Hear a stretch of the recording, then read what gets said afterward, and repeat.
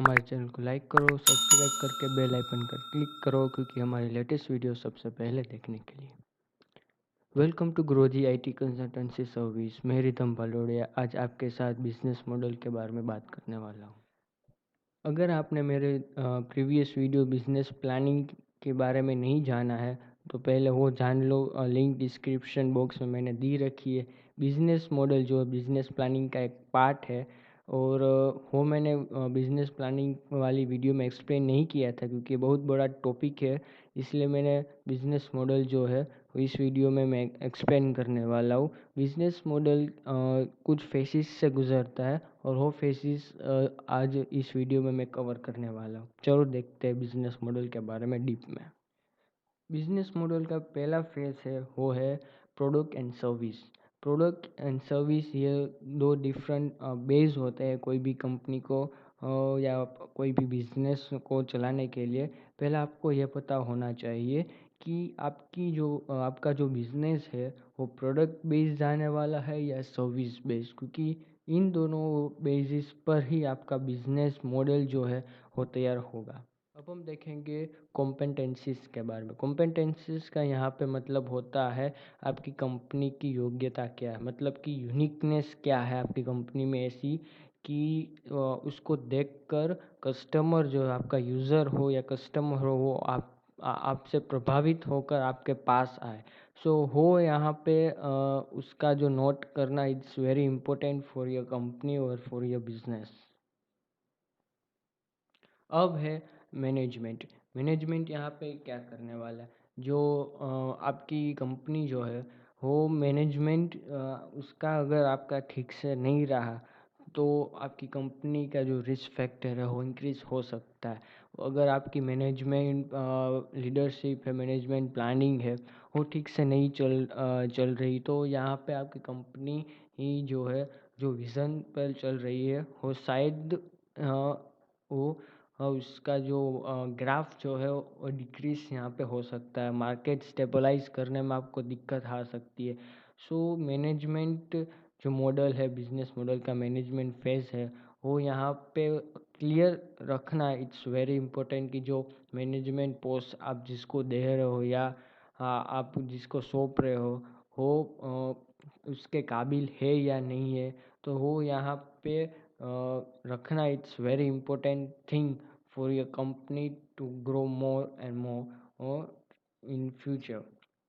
So management जो phase है वो बहुत इम्पोर्टेंट फेज़ है यहाँ पे मेरे ख्याल से, क्योंकि कहीं भी अगर आप देख लो अगर उसका मैनेजमेंट ही ख़राब रहा ना तो उसकी कोई सर्विस ठीक से यूज़र को पसंद आएगी, ना उसकी प्रोडक्ट जो है वो यूज़र को पसंद आने वाली है। सो अगर आपकी कंपनी सर्विस बेस हो या प्रोडक्ट बेस, अगर आपका मैनेजमेंट ठीक से नहीं रहा तो पूरी की पूरी कंपनी का जो हम कहते हैं ना उस आइडेंटिटी हो ख़राब हो सकती है।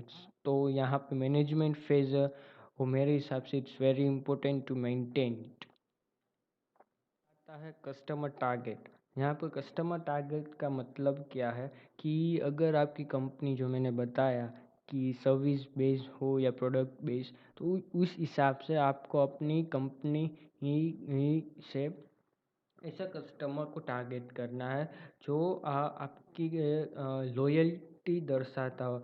आपके जो कहते हैं ना लॉयल कस्टमर्स जो सिर्फ आपसे ही कोई भी काम हो या फिर कोई भी चीज़ खरीदना हो तो आपसे ही खरीदेंगे। सो वो कस्टमर टारगेट पे आता है कि आप ऐसे कस्टमर को टारगेट करो जिसको आपकी ज़रूरत है, आपकी कंपनी को ज़रूरत है उस कस्टमर्स को। तो वैसे कस्टमर टारगेट से आपकी प्रोडक्ट बेस जो है वो सेलिंग प्रोसेस जो होती है वो अच्छी खासी हो जाती है, या सर्विस बेस है तो आपके पास कस्टमर्स जो क्लाइंट्स जो है वो आने ज़्यादा लग जाते हैं। So customer target is the very heavy point, heavy phase in this business model कि अगर आपके पास कस्टमर टारगेट ही नहीं होगा, किस कस्टमर को आपको टारगेट करके अपनी कंपनी को चलाना है, जो मैंने बताया ना आपकी कंपनी की यूनिकनेस, वो यूनिकनेस कौन से कस्टमर को दिखानी है, कौन से कस्टमर के लिए है। सो वो यहाँ पे आपको वेरीफाई करना बहुत ज़रूरी है कि आप कौन से कस्टमर को टारगेट करने वाले हो। ऐसे कोई भी किसी को भी ऐसे ही खुलेआम बिजनेस मार्केटिंग या ऐसे करना नहीं लगना है। आपको पहले देखना है कि आप जो कंपनी खोल रहे हो वो कौन से कस्टमर्स को आती है। मतलब कि कोई ऐसी फूड फैक्ट्री आप खोल रहे हो या फिर कोई आईटी कंपनी खोल रहे हो, तो आईटी कंपनी मतलब सर्विस बेस आता है, कोई सॉफ्टवेयर बनाती है या वेबसाइट बनाती है। तो आप ऐसे कस्टमर को टारगेट करो जिसको वेबसाइट बनानी है, जिसको सॉफ्टवेयर बनाना है।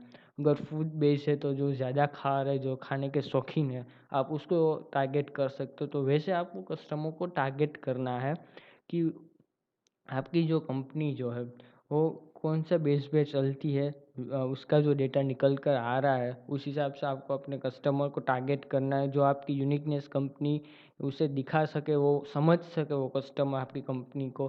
तो it's become very easy for you to get customer या फ्रॉम द होल वर्ल्ड, क्योंकि इतना बड़ा वर्ल्ड में आप ऐसे ही घूम नहीं सकते। आपको एक पाथ में चलना पड़ेगा। तो उस पाथ में चलने के लिए बिजनेस इस मॉडल में customer target is the very high point, जिससे आप अपने कस्टमर ट्रैफिक जो है आपकी कंपनी में आसानी से जनरेट कर सकते हो। फिर आता है मार्केटिंग। यहाँ पे मार्केटिंग कैसे करनी है। हमने आपकी जो कंपनी जो है उस कंपनी में बिजनेस मॉडल लगाया। सो उसमें पहला हमने देखा कि प्रोडक्ट बेस है या सर्विस बेस, तो वहाँ पे कुछ निकल का या फिर प्रोडक्ट बेस है। फिर हमने कॉम्पिटेंसीज के बारे में देखा कि यूनिकनेस आपकी कंपनी की क्या होगी। सो कुछ प्रोडक्ट है तो जैसे प्रोडक्ट बेस है तो स्मार्ट डिवाइस आप बनाते हो, तो उससे आप रिलेटेड हो। या फिर फूड इंडस्ट्री ले लेते हैं हम, सिर्फ फूड इंडस्ट्री जो है वो भी प्रोडक्ट बेस आती है। तो यहाँ पे फूड इंडस्ट्री है जो आपकी कंपनी की यूनिकनेस दिखाती है। फिर हमने लिया कि कस्टमर टारगेट हमने कर लिया कि कोई जब ज़्यादा खाने के शौकीन है, हम उसे ही टारगेट करेंगे। तो यहाँ पर मार्केटिंग भी अपना एक इम्पोर्टेंट रोल निभाता है कि अगर कस्टमर को टारगेट कर ही लिया है तो मार्केटिंग भी हम उस हिसाब से ही करेंगे। हम ऐसे ही कहीं भी के ऐसी जगह नहीं किसी को जो खाने के शौकीन नहीं है, जो फिर हेल्थ कॉन्शियस है, वहाँ पे आप जाके कोई भी ऐसी डोमिनोज की एडवर्टाइज उसको दिखा नहीं सकते भाई तू ले पिज़्ज़ा खा। नहीं, वो आपके पास आएगा ही नहीं। मगर जो खाने का शौकीन है, अगर आप उसको दिखाओगे ना सिर्फ कि यहाँ पे इस जगह पे पिज़्ज़ा मिल रहा है डोमिनोज का, बहुत अच्छा है, तो वहाँ पे दौड़ कर जाएगा।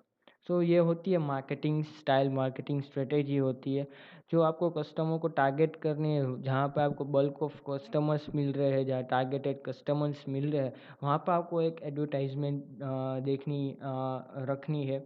या फिर वहाँ पे कुछ कस्टमर्स टारगेट जो आपने शायद किया है मगर इतने रिजल्ट अच्छे नहीं मिले, वहाँ मतलब कि इतने ज़्यादा मात्रा में कस्टमर्स नहीं मिले आपको, तो वहाँ पे कैसी मार्केटिंग करनी जहाँ पे सब लोग अट्रैक्ट हो जाए। तो वो सभी चीज़ें मार्केटिंग में अपना एक जो है वो रोल निभाती है बिजनेस मॉडल में। So it's important for your business that marketing अगर आपने ठीक से कर ली, सही जगह पर आपने मार्केटिंग कर ली, तो अभी समझ लो आपके वारे न्यारे हो गए भाई। तो मार्केटिंग जो है वो बहुत इम्पोर्टेंट फेज है कस्टमर टारगेट के बाद का। है cost and distribution. Cost and distribution एक टेक्निकल फेज है यहाँ पे, सो मैं बहुत डीप में नहीं जाऊँगा। मगर यहाँ पे कुछ ऐसा है कि अगर आपकी कंपनी में जो कॉस्टिंग आ रही है या जा रही है, या फिर आपकी कंपनी में जो बोलते हैं ना प्रॉफिट हो रहा है, तो जैसे हम होते हैं कि अगर लास्ट में जो बिजनेस पार्टनर जो शेयर होल्डर्स जो है वहाँ पे डिस्ट्रीब्यूशन प्रोसेस होता है, डिवीज़न प्रोसेस होता है कि भाई प्रॉफिट निकल कर आ रहा है, तो 3 लोगों ने कंपनी खोली है अगर, सो उन 3 लोगों पे डिस्ट्रीब्यूशन उनके इन्वेस्टमेंट के मुताबिक उसको मिलना चाहिए। तो ये यहाँ पे कॉस्ट एंड डिस्ट्रीब्यूशन यही दर्शाता है। मगर इसमें मैं बहुत डीप में नहीं जाऊँगा क्योंकि एक टेक्निकल फेज है। कॉस्ट एंड डिस्ट्रीब्यूशन के बाद आता है कोर वैल्यू।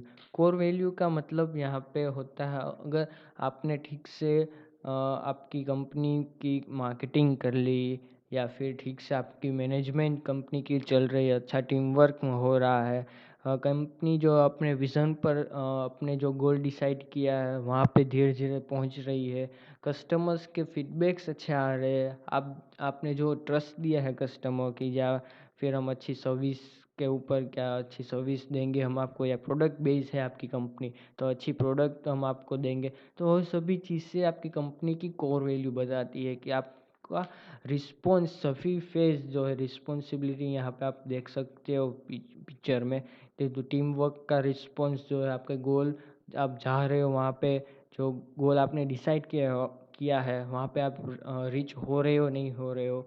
ये जो ट्रस्ट है आपका कस्टमर्स का, या भी आप टाई अप दूसरी कंपनी के साथ कर रहे हो, उनका जो ट्रस्ट है वो ठीक से बना रहे हो कि नहीं।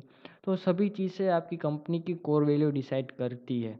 जी हाँ, या फिर कस्टमर हो, जो रिस्पॉन्सिबिलिटी आपने ली है, प्रोडक्ट बेस हो या सर्विस बेस, कोई भी बेस, जो रिस्पॉन्सिबिलिटी आपने ली है वो ठीक से आप निभा रहे हो, ये सभी चीज़ें कोर वैल्यू डिसाइड करती है। और उसी से ही आपकी कंपनी की आइडेंटिटी, यूनिकनेस जो है वो ठीक से कमर्शलाइज होती है, जिससे आपकी कंपनी जो है मार्केट में स्टेबलाइज अच्छी तरह से होती है। जो कहते हैं ना कि ज़्यादा मार्केटिंग की ज़रूरत नहीं होती है अगर आपकी कोर वैल्यू अच्छी निकल के आ रही है। सो ऐसे विदाउट मार्केटिंग भी आप जो कहते हो नेटवर्क मार्केटिंग, ऐसे ही एक के बाद एक सभी लोग जो है अपने आप ही मार्केटिंग करना शुरू कर देंगे।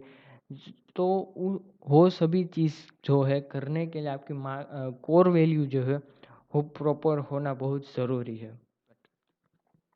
अगर आप ग्रोजी आईटी कंसल्टेंसी को डीप में जानना चाहते हो तो कांटेक्ट करो हमसे। ईमेल आईडी थ्रू grojiservices@gmail.com, या फिर आप इंस्टा थ्रू हमें कांटेक्ट कर सकते हो, ग्रोजी कंसल्टेंसी, या फिर also from the LinkedIn Guruji consultancy. Thank you for watching this video.